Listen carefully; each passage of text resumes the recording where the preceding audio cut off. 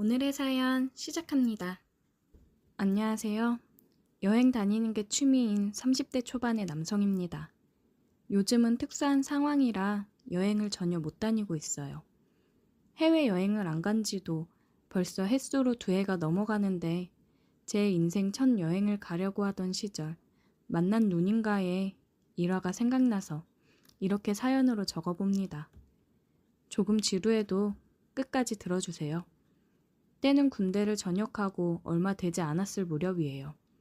군대에서 추천해준 책 중에 배낭여행 관련된 책이 있었고 되게 감명 깊게 읽었습니다. 그때쯤이 아마 한참 젊은이들 사이에서 배낭여행을 다니는 게 워낙 유행이기도 했어요. 취업할 때도 이력서에 스펙으로 적을 수 있다고 해서 경험 삼아 한번 다녀와 보기로 했습니다. 저는 그때 여행이 너무 좋았어서 지금도 틈만 나면 여행을 다니려고 하고 있습니다. 하지만 당시 군대에서 갓 전역한 제가 돈이 어디 있었겠습니까? 부모님께 해외여행을 가고 싶다는 허락을 받기는 했지만 경비는 알아서 벌어서 가라는 말에 일자리부터 찾아보기 시작했어요. 처음에는 집 근처 편의점에서 일을 했는데 아무래도 집에서 출퇴근을 하다 보니 돈이 조금만 생기면 친구랑 집 근처에서 술 마시는 데 탕진하다시피 했습니다.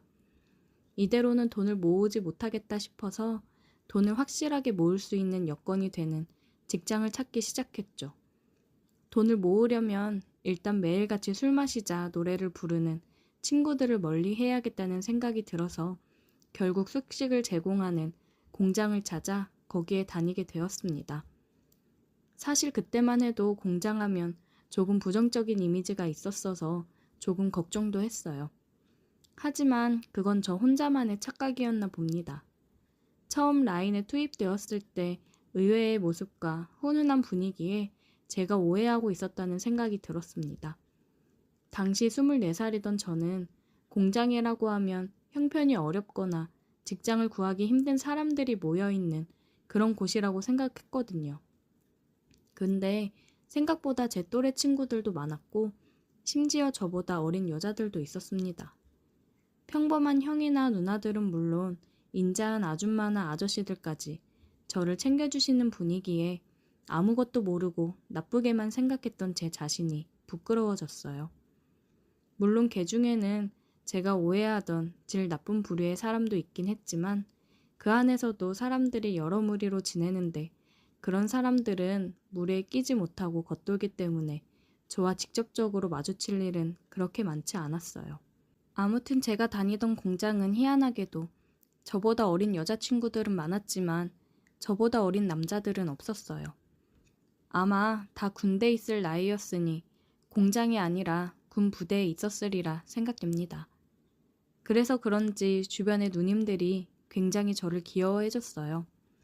남자들 중에서는 저 다음으로 나이 어린 사람이 저보다 4살이나 많은 형이었으니까 여타 다른 누님들 눈에는 막내인 제가 신경 써주고 싶고 귀여워 보였을 거라고 생각이 되네요. 공장에서는 주약 교대 근무를 했는데 야간 조일 때는 퇴근하면 온몸이 부러질 듯이 피곤했는데 공장 일에 익숙해진 다른 사람들은 그런 것은 전혀 개의치 않더라고요. 일이 끝나면 무조건 회식이었습니다. 저는 근육통에 아주 죽겠는데 체력들이 정말 보통이 아닌 것 같았어요. 돈을 모으겠다는 계획과는 다르게 저도 노는 걸 좋아하는 몸인지라 회식에 자주 어울리곤 했어요. 누님들이랑 제 또래 여자들도 많이 있었으니 그렇게 재미있는 술자리는 제 인생에 손에 꼽을 정도로 즐거웠습니다. 여태까지 제 인생에서 제일 많은 여자들에게 둘러싸여 시간을 보냈던 시절이 아닌가 싶네요. 공장에서 제일 어린 남자인 제가 회식에 나와서 그런지 그 중에 연상의 여성분들도 종종 제가 참석하는 회식 자리에 끼고는 했습니다.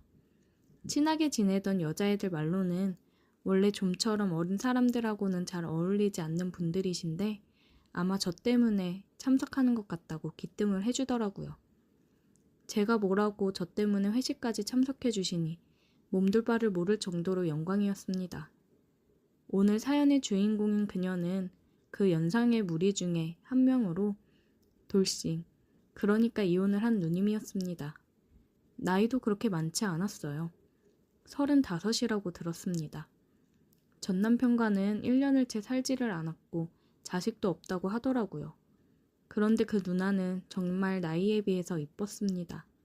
애도 없이 혼자 벌어서 혼자 쓰니 관리도 정기적으로 받으러 다니는 것 같이 보였고 운동도 다니는 것 같아서 그런지 유니폼으로 가려졌지만 멀리서 봐도 태가 나는 게 눈에 확 들어오는 정도였으니까요.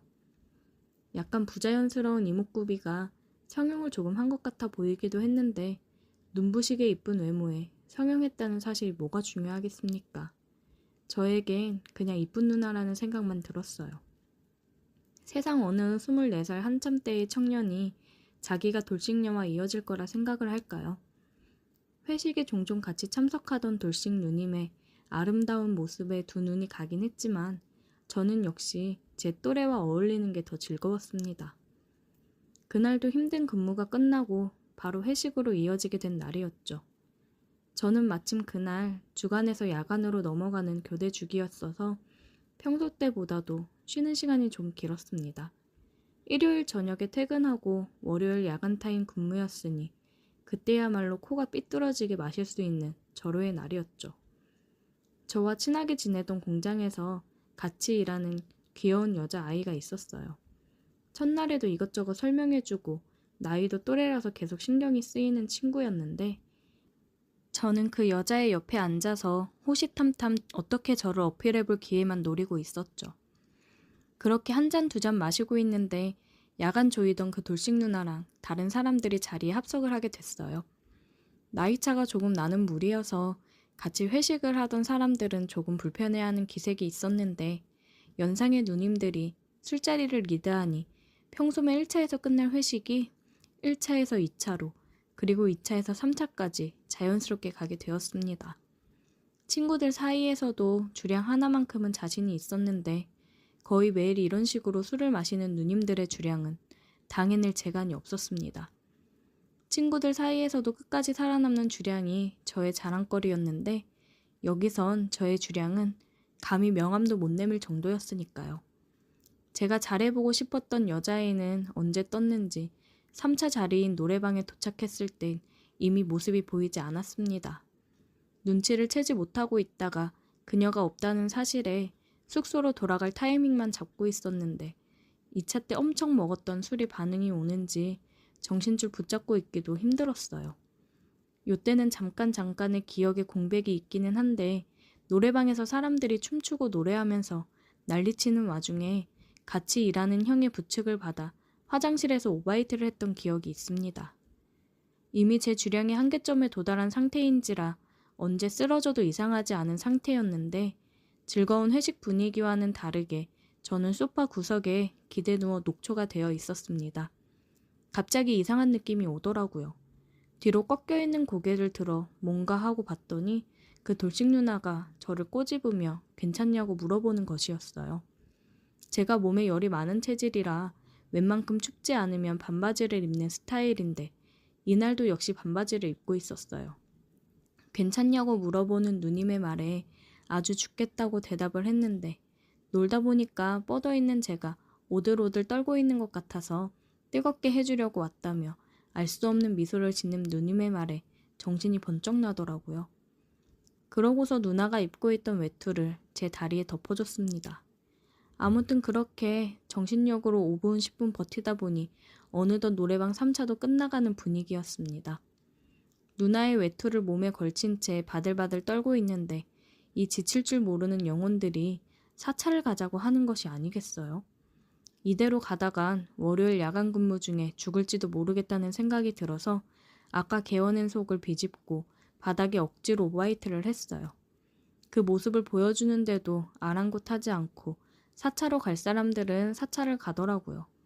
알아서 숙소로 갈 수 있겠냐고 걱정하는 사람들의 말에 이제 돌아가도 문제가 없겠다는 생각에 괜찮다고 대답을 했는데 돌싱 누님이 4차를 따라가지 않고 자기가 데려다 주겠다며 저와 함께 남았습니다. 그렇게 택시를 잡아 숙소로 돌아갔어요. 하지만 도착한 숙소는 제 방이 아니라 돌싱 누나의 방이었습니다. 술에 그렇게 취해본 적이 없어서 저는 이미 필름이 끊긴 상태였습니다.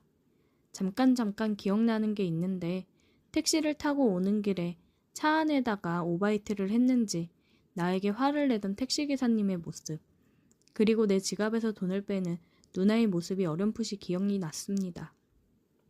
어찌어찌 정신을 차리니 제 방은 아니었고 돌싱 누님의 분주한 모습이 계속해서 스쳐 지나갔습니다. 제가 오바이트로 번복이 된 건지 따뜻한 수건으로 제 몸 구석구석을 닦아주던 모습이 보였어요. 조금 춥다고 느꼈었는데 뜨거운 느낌이 들어서 눈을 떴을 때 누님이 제 옆에 같이 누워서 저를 따뜻하게 안아주고 있었습니다. 자고 일어났는데 누님이 저에게 잘 잤냐고 물어보더라고요. 영문도 모른 채 누님의 침대에서 일어났는데 제가 입고 있던 옷이 침대 옆 의자에 걸려 있더라고요. 어제 보니까 보통 내기가 아니더라는 누님의 말에 저는 아무것도 기억이 안 난다고, 억울하다고, 미안하다고 대답을 했습니다. 그날은 숙취 사유로 병가를 내고 그날 누님과 하루 종일 함께 시간을 보냈습니다. 그날부터 누님과 저는 공장의 공식 커플이 되었습니다. 누님의 방에서 공장으로 출퇴근을 하고 시간을 함께 보내고 그렇게 5개월 정도를 누님과 같이 살면서 보냈습니다. 여행 경비가 어느 정도 모여 공장을 그만두면서 아쉬운 마음에 누님에게 저랑 같이 해외여행을 가겠냐고 물어봤지만 보기 좋게 거절당했습니다. 홍콩에서 시작해서 동남아 몇몇 나라를 배낭여행으로 다녀왔는데 혼자 돌아다니다 보니 누님 생각이 몇 번씩 나더라고요. 3개월 뒤에 여행에서 돌아온 저는 아쉬운 마음에 누님에게 전화를 했어요. 하지만 누님은 새로운 남자가 생겼다면서 떠날 땐 언제고 구질구질하게 왜 그러냐고 오히려 저를 나무라더라고요. 아쉬운 마음은 있었지만 누님과 다시 어떻게 잘 해보려는 건 아니고 그냥 여행지에서 생각이 났을 때 몇 개씩 사놓은 선물을 주고 싶었을 뿐인데 그렇게 매몰차게 대하니 기분이 묘했습니다. 시간이 꽤 오래 지났는데 가끔은 여행을 가고 싶을 때면 그때 그 누님이 생각나서 이렇게 사연 한번 적어봤습니다. 오늘의 사연 여기까지입니다. 오늘도 들어주셔서 감사해요. 구독, 좋아요, 알림 설정